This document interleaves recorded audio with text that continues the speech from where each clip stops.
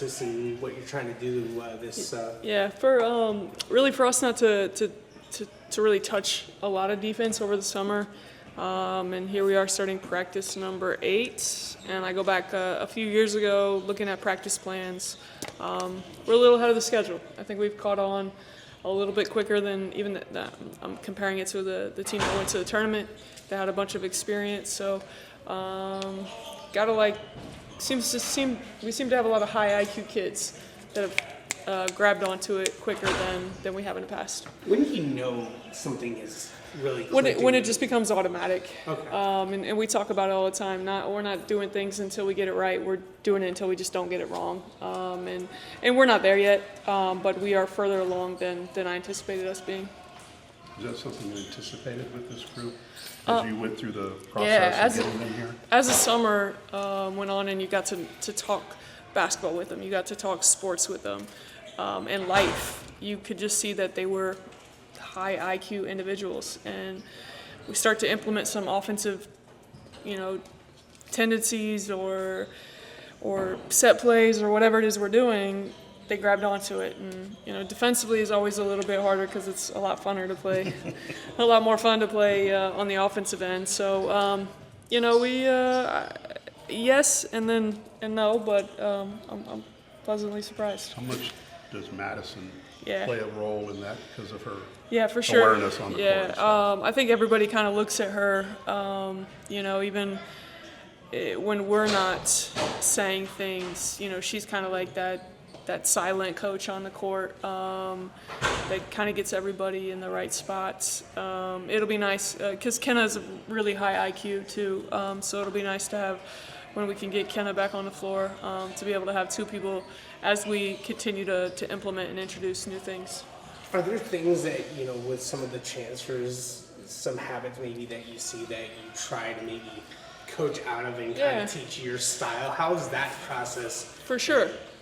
We haven't worked on icing ball screens at all yet. We will get there, and Kiki, that's all she did at Arkansas was ice ball screens. So getting her to flip her feet and trust that what we're doing and the reason behind it.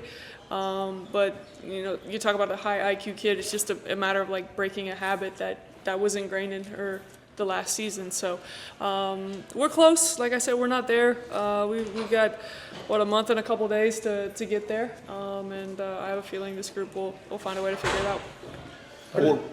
Four returners, 9 newcomers, but a lot of those newcomers have previous college ball experience. How do you feel like that's going to help this team kind of, I guess, pick it up quicker? I think that's what's like just having some college experience, even if you were coached a certain way, a different way than what we're trying to implement. Just that experience alone matters. And then I think Avery being our only freshman. I don't look at Hila as a freshman at all, just playing the level that she's had. But Avery's played at the high level on the Adidas circuit, and she hasn't had that. I'm outside of my comfort zone. I'm from the state of Indiana. I know the weather's going to be weird. I know it's going to be hot in the morning or hot in the afternoon, cold in the morning. She hasn't had that kind of adjustment. So you can just tell there's a level of maturity, being that they all have had some kind of college experience. What's the room like when you have Madison and Hill, firing 3-pointers and trying to outdo one another? And do you feel confident right now about where your 3-point shooting is at this point? Yeah, I think it's okay. I want KP to get shooting some threes, right, KP? Yeah. No, Madison and and Ela just shoot the ball at a really high rate. But let's not lose the fact that Naya and Kiki are almost 40% 3-point shooters as well. So when they're all on the floor together, it tends to give a little bit more space to Lana, to Avery, to Tara to get downhill, because you have to respect their ability to shoot the basketball. How did Kendall attack the rehab of her ankle in the summer? Maybe, anything surprise you how she? No, because she was doing things quicker than she should have been, so I'm not at all surprised.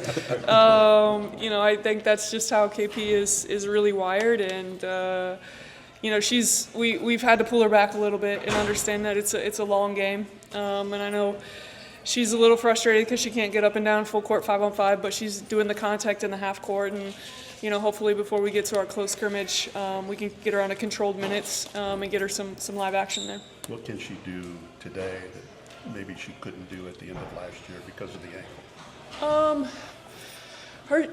I think elevating on her shot right now. That left hip still comes forward a little bit, so we're trying to correct all that stuff. But she is a jump shooter. No matter where she is, she really jumps to shoot.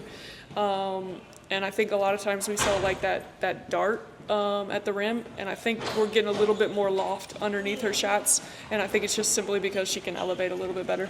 She's not jumping on free throws? No, not at all. Nope, looking good. Ball's going in too. Yesterday, I think 16 out of 20 at the end of practice, so 80% will take it. Coach, as far as Sage is concerned, a kid that came from Indiana State, just trying to find her role. Sometimes you see her with bigs, sometimes you see her with the guards. What do you feel like, kind of her role is with this point? What is she giving you in practice that's helping? I think she's found her niche, and it is, what do I have to do to help us win? And it's, I think she leads us through 7 practices and charges taken during practice. I think one thing she struggled with last week was rebounding against the guys, but now she watched film, learning angles, how to get the guys under the rim, just timing. She's got this Dennis Rodman knack for kind of just following the ball in the air. That's a gift. A lot of people like to look at the rim.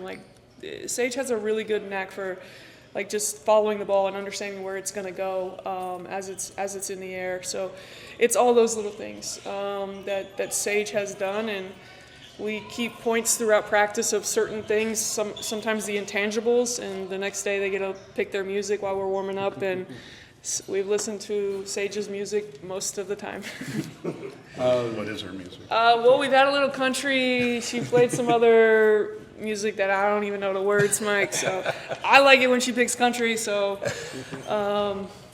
we need to get her to win. Maybe Madison some more, Kenna, so we can get some more country in here.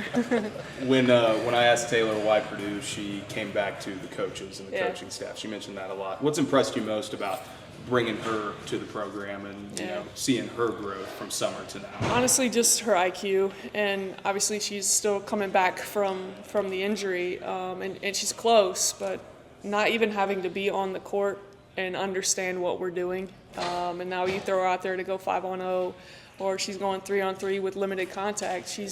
She understands just by watching. You talk about 3 years of playing, high-level basketball. She's learned quite a bit of being around the block, and it's going to be nice when we can get her back full go.